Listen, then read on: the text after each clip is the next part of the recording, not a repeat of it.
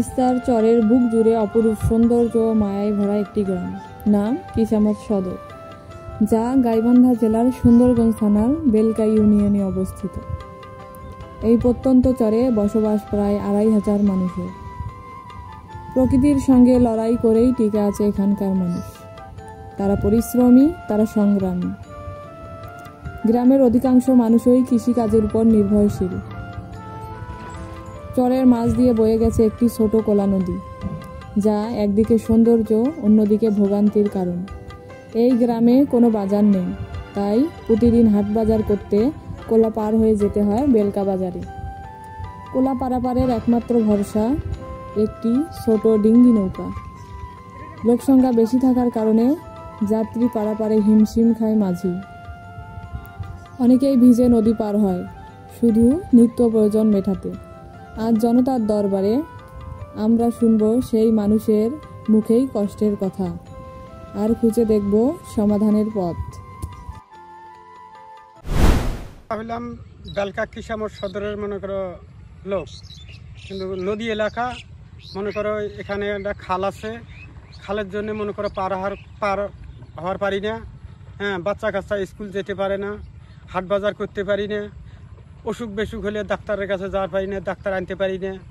মানে খুব একটা সমস্যা। যদি এই জায়গায় একটা কাঠের ব্রিজ হইতো তাহলে হয়তো মনে করো সুবিধা হইতো। আমার নাম নাফিস আব্দুল্লাহ, আমি স্কুলেতে পড়ি। আমাদের মানে নদীটা পার হতে খুব কষ্ট লাগে, আমরা সত্রিয়ে যাই।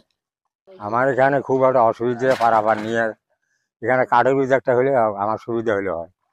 এখানে খুব অসুবিধে ভাই, এই যাতায়াত খুব অসুবিধা হয়। লোকের সময় মতন থাকে না, না এর পয়সা হয় না। এখানে একটা ব্রিজ কালপাট হইলে ভালো হয়। এইরকম সমস্যা পার হওয়া হবে, লোকে দিয়ে পার হওয়া নাগে। এখন জলমর কাঠের ব্রিজ একটা দেয় সুবিধা হইবে। এই জায়গায় একটা আমার ব্রিজের দরকার, যাতায়াতের জন্য সমস্যা, এই জায়গায় ব্রিজের দরকার।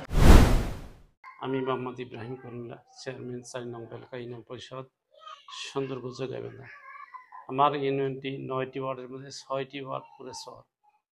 কিসমত সদর মৌজা জাহেদুলের বাড়ির উত্তর পাশে একটা সংলগ্ন খাল আছে, সেখানে কাঠের সাগরের মানুষ অত্যন্ত কষ্টের সঙ্গে খুব ঝুঁকি নিয়ে পারাপার করতেছে। এখানে শুধু সাধারণ মানুষ নয়, স্কুলগামী শিক্ষার্থী, প্রাইমারি হাই স্কুল মাদ্রাসার শিক্ষার্থীরাও, ছেলে মেয়ে, তারাও খুব কষ্টের মধ্যে যাতায়াত করে। তালগুলোতে যদি পূর্ণাঙ্গ একটি ব্রিজ দেওয়া যেত, মানুষ নিরাপদে যাতায়াত করতে পারে। যেখানে এখন পর্যন্ত কাঠের সাগর সম্ভব হয়নি, সেখানে যদি কাঠের সাগর দেওয়া, মানুষ কিছু যাতায়াত কিছুটা হইলেও উপকার হতো। আমি প্রশাসনের দাবি জানাচ্ছি এই জায়গাগুলোতে পূর্ণাঙ্গ ব্রিজ দেওয়ার জন্য।